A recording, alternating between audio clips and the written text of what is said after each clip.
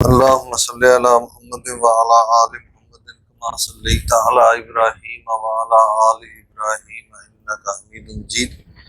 اللهم بارك على محمد وعلى آل محمد كما باركت على إبراهيم وعلى آل إبراهيم إنك حميد مجيد. أعوذ بالله من الشيطان الرجيم. بسم الله الرحمن الرحيم. فإن تولوا فإن الله عليم بالمفسدين. قل يا أهل الكتاب تعالوا إلى كلمة سواء بيننا وبينكم ألا نعبد إلا الله ولا نشرك به شيئا ولا يتخذ بعضنا بعضا أربابا من دون الله فإن تولوا فقولوا اشهدوا بأننا مسلمون. يا أهل الكتاب لم تحاجون في إبراهيم وما أنزلت التوراة والإنجيل إلا من بعده افلا تعقلون. اس سے پچھلے سبق میں ہم نے پڑھا تھا ان ھذا لہو القصص الحق، بے شک یہ جو واقعات بیان کیے ہیں یہ بالکل حق ہیں. وما من الہ الا اللہ، اللہ کے علاوہ کوئی عبادت کے لائق نہیں. وان اللہ لہو العزیز الحکیم، اور بے شک اللہ تعالیٰ ہی غالب ہے، حکمت والا ہے. فَإِن تَوَلَّوْا، پس اگر وہ منہ پھیر لیں. اللہ تعالیٰ پیغمبر رحمت حضرت محمد صلی اللہ علیہ وسلم کو مخاطب کر کے یہ فرما رہے ہیں کہ اگر وہ منہ پھیر لیں اس بات سے، فَإِنَّ اللَّهَ، پس بے شک اللہ تعالیٰ علیم، جاننے والا ہے، بالمفسدین، فساد کرنے والوں کو. کون منہ پھیر لیں؟ پیچھے کن سے بات چل رہی ہے؟ یہود و نصارہ، عیسائیوں اور یہودیوں یعنی بنی اسرائیل سے، اور اس میں اسپیشل اس وقت ٹارگٹ موقف کون ہے؟ عیسائی. قل، کہہ دیجئے، یا اہل الکتاب، اے اہل کتاب، تعالوا، آؤ، الی کلمۃ، ایسے کلمہ کی طرف، ایسی بات کی طرف، سواء بیننا، جو برابر ہے ہمارے، و بینکم، اور تمہارے درمیان. ایسے موقف پہ تو اکٹھے ہو جاؤ جس میں اختلاف نہیں ہے، جس میں تم بھی اسی موقف پر ہو، ہم بھی اسی موقف پر ہیں. اور وہ کون سا موقف ہے؟ وہ کون سی بات ہے؟ اللہ، یہ کہ نہ عبدو، ہم عبادت کریں، الا اللہ، سوائے اللہ. مراد توحید.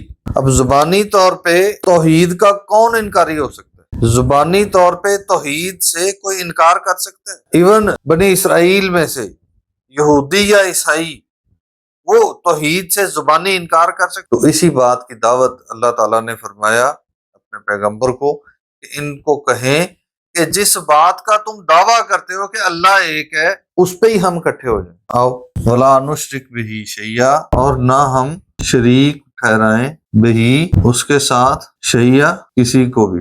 ولا یتخذ، اور نہ بناؤ، بعضنا بعضا، اور نہ بنائے ہمارے کچھ لوگ، بعضاً، دوسرے لوگوں کو، ارباباً، رب، من دون اللہ، اللہ کے علاوہ. اب انہوں نے، عیسائیوں یا یہودیوں نے، اپنے علاوہ دوسرے لوگوں کو نہیں، وہ کسی کو رب نہیں کہتے تھے، وہ اپنے علماء کو رب نہیں کہتے تھے. جب یہ آیت رسول اللہ صلی اللہ علیہ وسلم نے صحابہ کے سامنے پڑھی، ایک صحابی عدی بن حاتم، انہوں نے رسول اللہ صلی اللہ علیہ وسلم سے درخواست کی کہ یا رسول اللہ، میں بھی پہلے عیسائی تھا اور ہمارے علماء نے کسی کو رب نہیں بنایا تھا. تو آپ نے فرمایا کہ کیا جب تمہارے علماء کسی چیز کو حرام قرار دیتے تھے تو تم حرام نہیں مانتے تھے؟ کیا جب وہ کسی چیز کو حلال کہتے تھے تو تم حلال نہیں کہتے تھے؟ حالانکہ اللہ نے شریعت میں تو اس کو حلال یا حرام نہیں کہا ہوتا تھا. انہوں نے جواب دیا کہ بالکل ایسا ہوتا تھا.